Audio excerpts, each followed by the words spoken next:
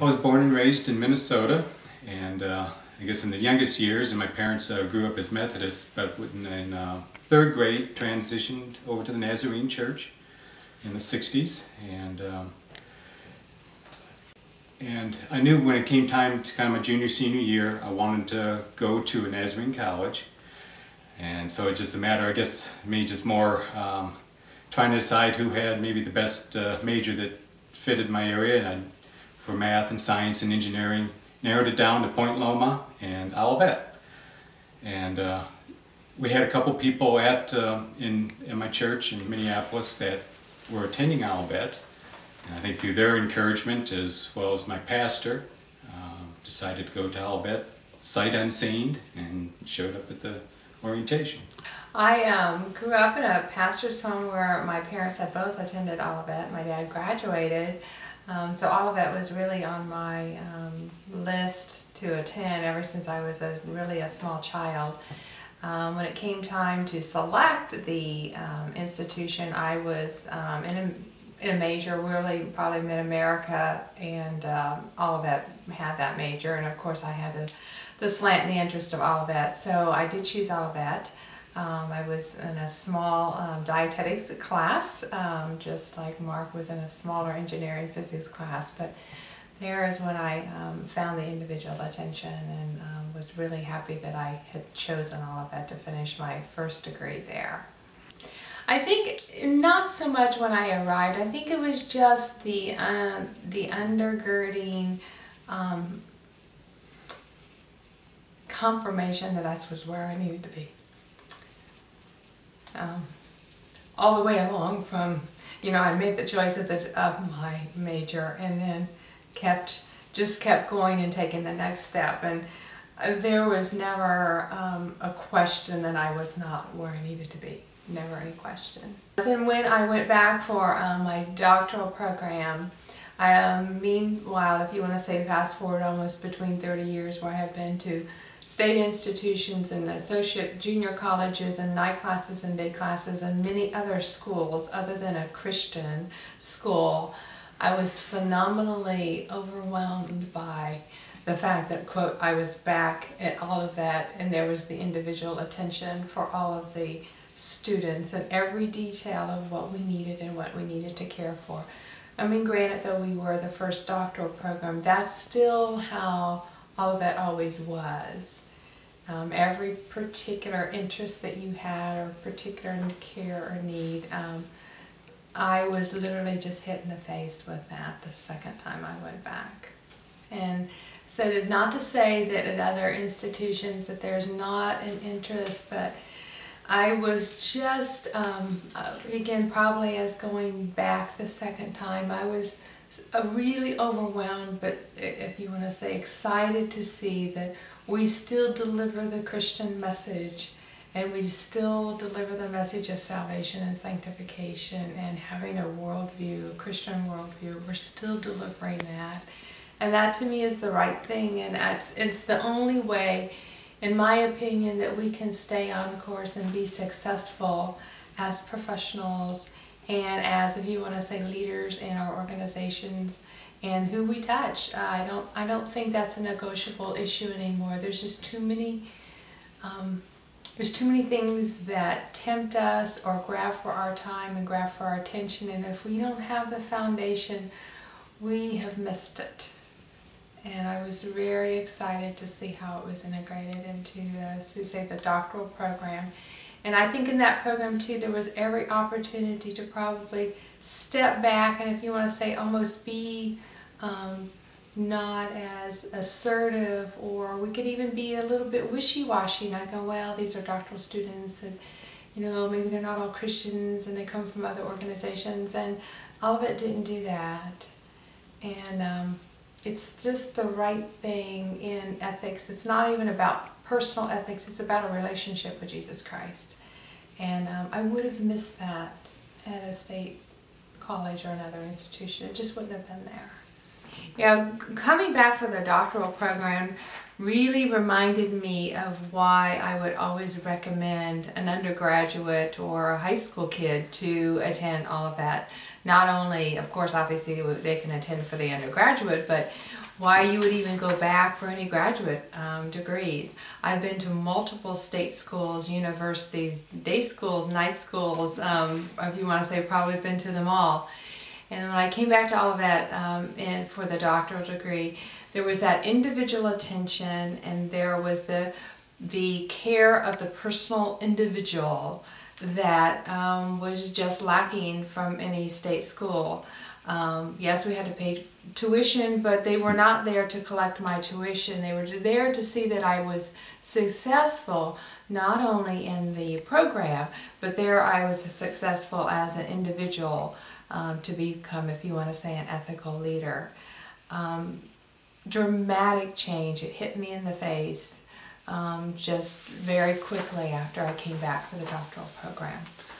Probably what I remember most would be just the camaraderie you get, first of all, with fellow classmates, and you get a close knit of core people that you just keep mingling with, and just work together and fight the battles together, and but also the availability of the professors. Just they weren't just there to regurgitate some knowledge they knew. They wanted to, make sure you learn, but also, how are you doing? My overall impression of the faculty was just their availability. It was clear that, that they weren't just there to put in the time, the classroom time, and they made themselves available to help you whenever you needed help, and made themselves available to for social time as well, and just made sure you felt part of the campus. And so I just enjoyed that you just weren't there just for the academics. There were a couple that I never went to a professor for really any spiritual need or social need. It was pretty much, I need help with this homework. And but those, that I know Dr. Atkinson would open up his home, and would have people over, enjoyed that. And I remember Edith Moore did the same thing, and I think that was nice. That's highly unusual, is getting into a professor's home. There was one dietetics professor. She actually came to the school maybe about the same time I did, Linda Yardumian Shelton, but is then left, I think, probably about 5 or 6 years after I graduated. But she was really there actually to kind of reformulate the dietetics program and got us accredited, and I know the program is now really off and running and going now, but she worked really at the infancy stage of that and really encouraged me and offered me some different alternatives, and again I became, if you want to say, successful on paper to get where I needed to be. But she took just a lot of time and brought the whole if you want to say, the whole degree to another level, which was significant to me. What would you say to him, Savea? I would say thank you for fulfilling the calling that God placed upon you, because I believe that most of the faculty were there because they were called to do that. Maybe not for their whole lives, but at least for a large part of their lives, I believe they were doing that. The other thing, if you want to say a tag on, is that now that I'm on the other side of things and have worked in healthcare now 30 years, I'm looking forward to that opportunity to turn the tables and to go back as a faculty and be able to restate my faith and be able to shape leaders in our Christian culture in healthcare, and look to do that hopefully very soon, which that was the driving point of me getting the doctorate degree. So I think we have an opportunity to thank those who helped us, but I also think we have an opportunity, and we should take that opportunity to give back and to extend the torch, and hopefully that's what I'm going to be able to do. I'd want to thank them for just their calm disposition, for again being available to us, to the students,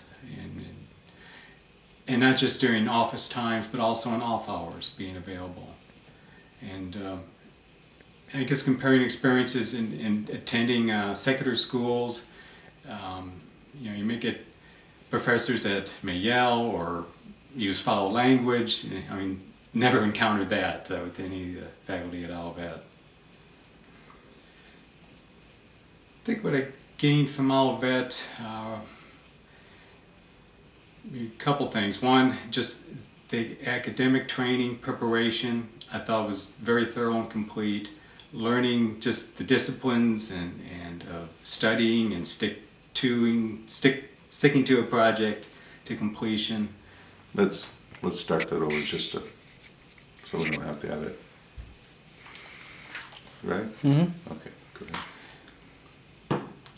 I think there were a couple things I obtained from Olivet. One was academically, I thought I was very well prepared.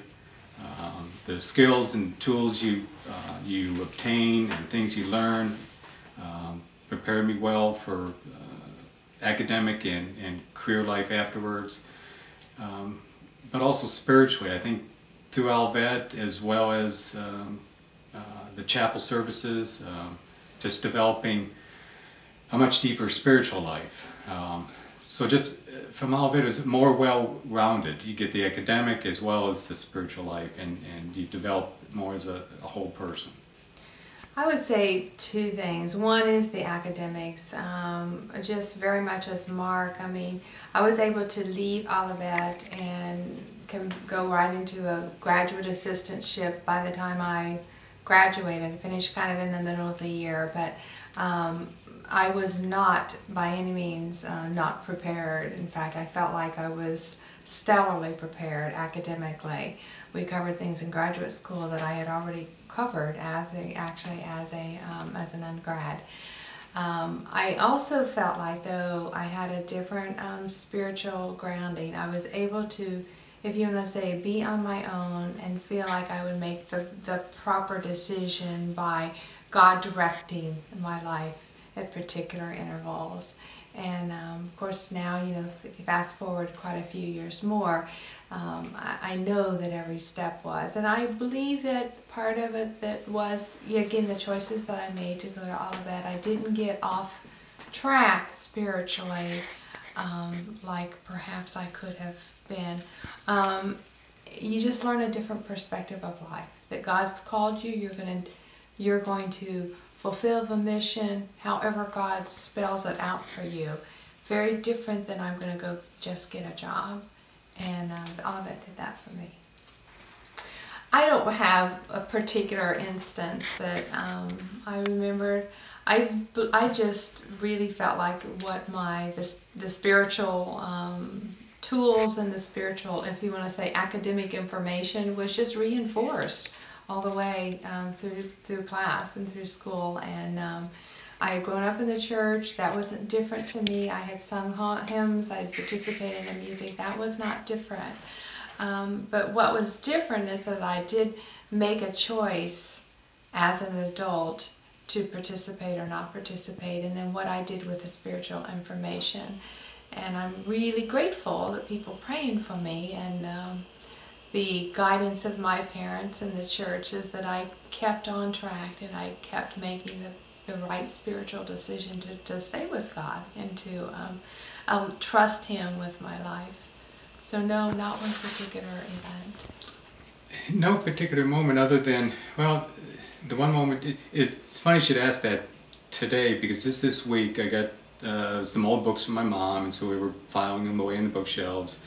And I was looking at a couple of the Bibles I had on the shelf and opening them up and see if they were dated, what have you. And I opened up one and said, oh yeah. And I had dated it. Yeah, it was a revival service with Lenny Weishart. And dated, yeah. I went down at the altar and kind of just recommit and myself, and yeah. So I'd recommend Olivet. I think especially for a recent high school graduate to go to a Christian college like Olivet, to get some grounding. I mean, the academic training is good, but I think more importantly, something that has eternal ramifications is getting the spiritual grounding. And just when you're formulating your worldview of things, and just getting the Christian perspective. And that's, I think, why we would recommend Olivet to any high school student. I think, well, I will say what I probably have said for a number of years. I don't know that I've said it since I started Olivet, but I have said for a number of years, is that an 18, 19, 20-year-old with formulating their values and formulating how they fit in with the world and who controls the world, and that God is in control. If you haven't gotten that when you're in your young years before you start, quote, a career that academically you should be well prepared for, you miss the boat. You miss that drive of that inner drive, that inner peace, the God compass that is given to you at that particular age. If you will accept it, it'll be given to you.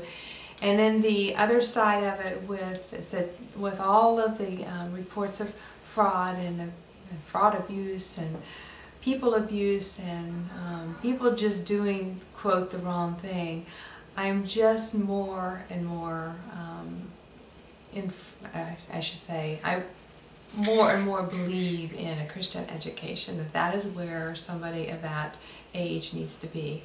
And again, I can say that from the view of going to many state schools and having many other academic opportunities. I see the ethics, I see the principles, the Constitution, without making my list really, really long, basically deal with heart issues. And if the heart's not correct, and if the heart isn't grounded, and people don't know who they're serving and why they're doing it, then they've missed it. And the temptations are great enough without a grounding, or even with a grounding, but without a grounding, I don't think people stand a chance. I think you get caught. I think at Olivet should be in both businesses.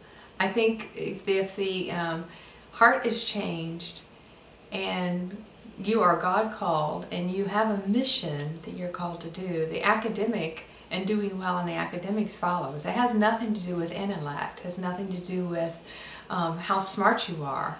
It has to do with doing your best, and I'm going to serve God to the best of my ability. It follows, and it will fall right in place. It has nothing to do with an A average or a D average. Nothing at all to do with that. Correct. And that's why I would put out the money for an 18, 19, 20-year-old kid to go to school. And we don't have children that we've been able to do that for, but we believe in the scholarship fund and have set that up for other people. We're responsible to carry on the torch and to re-emphasize that. And yeah, if you've missed the heart, you've missed it all. There's two things that I would emphasize.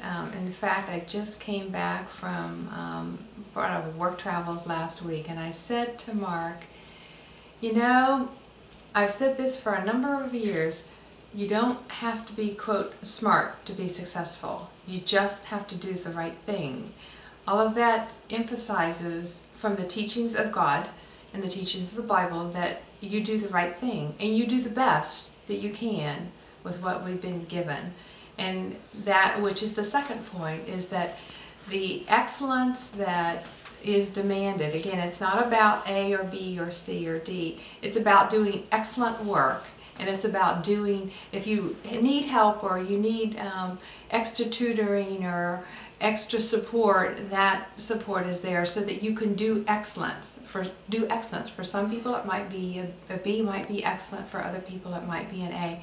That's not the point. We have to be taught and we have to learn to do a job well. We have to be taught to do it excellent, which makes us successful. And success isn't necessarily measured in whether you get the next promotion. Success is measured in what God determines as success. And it's very easy to get caught up in working all of the different lateral and horizontal positions. I worked the positions, but that's not what it's about. At the end of the day, success is whether you're doing what God has asked you to do. And if you haven't figured that out and learned it early on, again, you get really off track and spend a lot of time and energy wasted trying to serve and be successful in the real world, when that's not really what it's really about. I've got to say the same thing Savea said. It's just this, I'm not a stellar performer, but sticking to the task, sticking to the assignment, that's what's learned at Olivet. Sticking to the task, get the job done, and that is what leads to success and advancement. And I mean, you get your stellar top 5%, sure, they'll reach the moon. You get your bottom 5, they won't go anywhere. There's a lot of gray area, and you can rise to the top by just sticking to it, doing your job, get it done on time. And the other thing that we have to just keep in mind is just that we as Christians always are going to reflect and should always reflect what Jesus has called us to do. And there's a lot of attitudes and a lot of interactions that we have on an ongoing basis, especially those of us who are out with people, that we really have an opportunity to tell the story of the gospel without telling the story of the gospel. And if we've ever mentioned anything about church or what we do on the weekends or everything, people automatically associate that as us being, quote, Christians. Whether we are or not, I mean, they still associate that. And we have every opportunity to reflect what Jesus Christ taught us to do. The experience, the Christian experience in the Christian life and the life of sanctification and committed to God has to be yours, whether you were raised in the church or not. You have to, that has to be your experience and your belief. And that has to drive you. It doesn't drive, nobody can't drive anybody else. It has to drive you. And you have to know, without a doubt, when you get up in the morning, who you're serving and why you're doing what you're doing. And all of that experience was really solidified. I think the other thing that is solidified at all of that is that if you, we are all different personalities. Some of us are introverts, some of us extroverts, some of us want to work in groups, and some people want to work more individually. And all of that really allowed the different types of personalities to be developed, and again, due to be successful. I happen to be one that was more of a work by myself, smaller group, and that was particularly fine because those particular tasks and those particular characteristics you have to have when you go out on the job. And all of that did allow that, and allow that thinking and reinforcement, and with even in the assignments. I mean, the high school years and college years, you're trying to decide, is what my parents teaching me true, is what I'm hearing at church true, and at Olivet, through the chapel services, through the interactions with your professors, through interaction with other students, you begin to just solidify and formulate, what do I believe and why do I believe it, and you get a firm grounding in Olivet. Savea and I decided to get to Olivet because the Lord's blessed us with good jobs and resources, but we do not have children.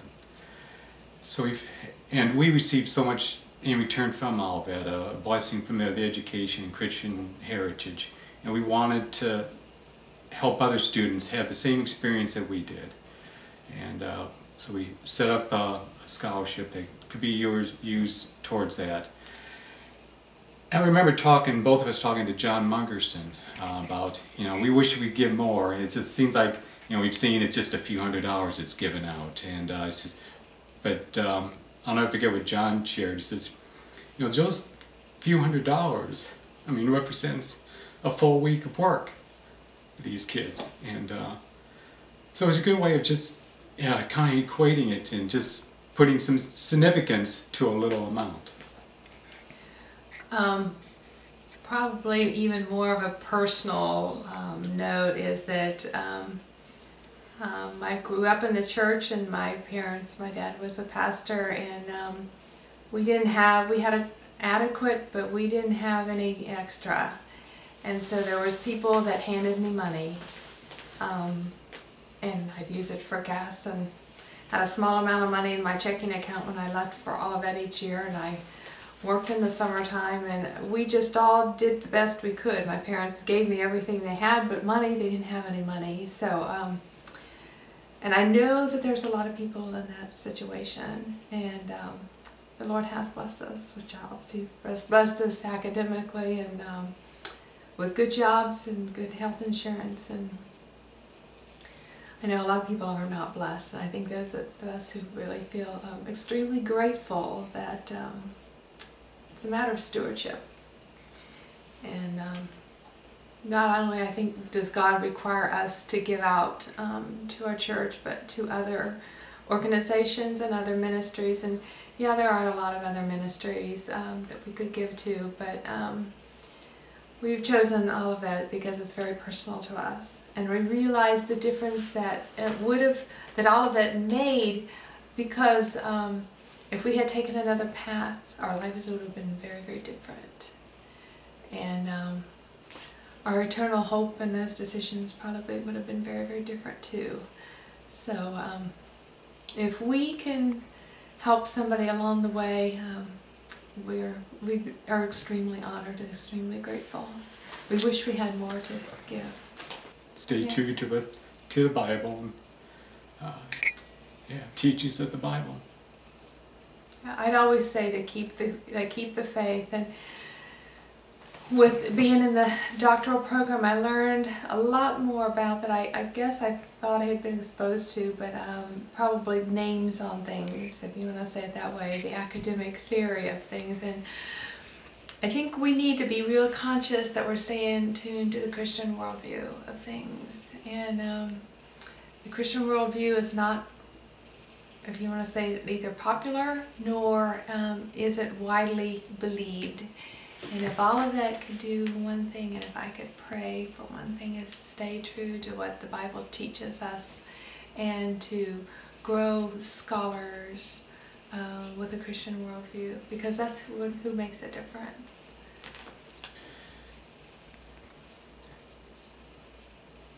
Based on what I see and hear consistently from the leadership of Olivet, I feel confident within myself that they're staying the course, staying on track to be an institution of Christian education, with education with a Christian purpose. And it's just, I think people that are involved with the Nazarene Church know that Dr. Boeing has had opportunities to move up, and has chosen not to. And I can admire him for that. The next step doesn't always have to be up. You can just keep moving forward. That's good. Yeah, when I think of the leadership for Olivet Nazarene University, I am very confident also in the leadership. And Dr. Bowling does uphold the Wesleyan holiness tradition. He's involved, well respected in the Nazarene Church, and has stayed at Olivet, I believe, because he is called to be there. And at the end of the day, that's the right thing to do, is to be where you're called to be. We attended the recent Centennial Chapel. I call it the celebration. It was a dedication, but it was a celebration. And it had the same message that we always remember. It had the same theme. The songs were probably a little different than they were 30 years ago. Not, newer songs. Some of the traditional songs, but newer songs. The message was still the same. And it was all about the support of the school because we make a difference. in many, many people's lives. And the message was very, very clear. And it makes me proud to know that I'm still a part of that by my giving and encouraging others to attend all of that. Well, I think the other thing, Gary, and I don't know how much you're putting in with even fundraisers or anything, I think that somehow we need a question about that we really need to participate. Whether it's, I mean, I don't know how the question No, is. I mean, some people think I don't have a lot of money, I can't Right. participate. $10 and $20 is like, you know, some people have more, some less, but I think there's just an obligation that, you know, we spend money on other things. We need to spend money on a ministry. And essentially all of it is, I mean, yes, it's for profit, of course we know this, but it still is a ministry and investment of others' lives. And so somehow we think we need to get that put across. That to me is very dear, just because of, yeah, how we've chosen to divide up our money. And some people just completely forget it. I mean, they just think it's not important. You know, it is important. Yeah. I mean, Savannah, I feel that, you know, God wants everyone to use, you know, what He's enabled you to do, to use it wisely, be it, you know, your academic talents or your career advancement and your skills, but also just things, you know, if He enables you monetarily to give. He wants us to be faithful with what He's given us. And because of the experiences we had, that Svea and I had at Olivet, and the Christian Foundation, the academic foundation we got, we wanted to give back to Olivet. And what we'd done with that, the scholarship we set up, it was kind of a passion of mine that something I addressed earlier. I wasn't maybe an academic stellar, but I was good. I was a solid student, but not good enough to obtain a scholarship. And I knew there were other students that way, but yet while I was at Olivet, I did well enough to maintain a GPA that would enable me to keep a scholarship if I had one. So I wanted an opportunity for students that were good, solid students, but not good enough to get a scholarship, to get one while at Olivet. I'd add probably a couple other things other than what Mark said, is that if God has called us to a profession or to what we're doing on a daily basis in our jobs, then we have a responsibility to help somebody else along the way.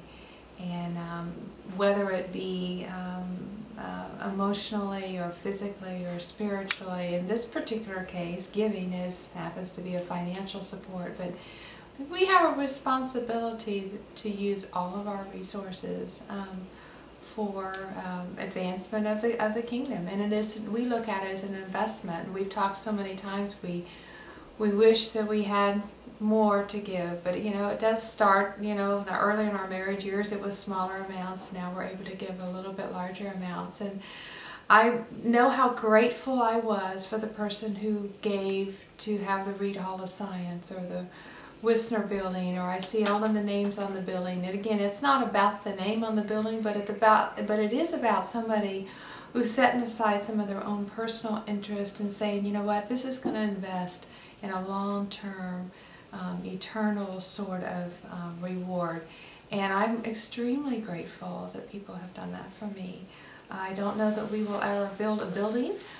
Maybe when we die, there might be enough to help with a building, but right now what we can do is try to encourage some other along the way. And I feel extremely grateful and honored that we can participate in that way.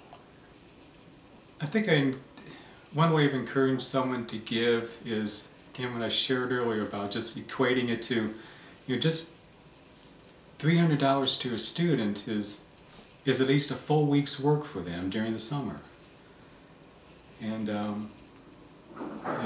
think, and as Savea shared, it just a little bit just helps helps a student to achieve their goals at Olivet. And so it doesn't, I mean, it doesn't take a lot to help a student. Yeah. The small giving is what really what really counts. We listen to you know, other religious organizations like Focus on the Family. We hear a lot how sure they get their $10,000 gifts, but overwhelmingly it's the $5, $10, $20 gifts that's keeping them going. Same way with Olivet and our other Christian institutions. Yeah, they get those big gifts and it's appreciated. It helps fund the start of a building, but you got to maintain that building. You got to keep it going, and that's where all the little dollars come in. So you would encourage people, even a young person right out of college, to not worry about how much, but just to give. Oh yeah, yeah. Just people just give. I mean, if you can give systematically, great. But if not, you get a little bonus money or a little gift money. You know, give 10% from that. God calls us to give, and I mean, we as Christians are, if you want to say required, not in an unkind way, but we are required to give. The non-Christians, you're out in the organizations and out in the world, people want to give. They want to do that. So if there is a way that we can just, if it's $5 that you take out of your first paycheck a couple times a year, then it's $5. But it's about, again, it's about discipline, and it's about doing what is the right thing to do in stewardship. And God does call us to give tithes, but He also calls us to, again, use our resources wisely. And if we think we can't spare the money, then you know, then we need to give the money when we think we can. But I think it's the discipline, and again, that's part of what about being a mature adult is, and giving.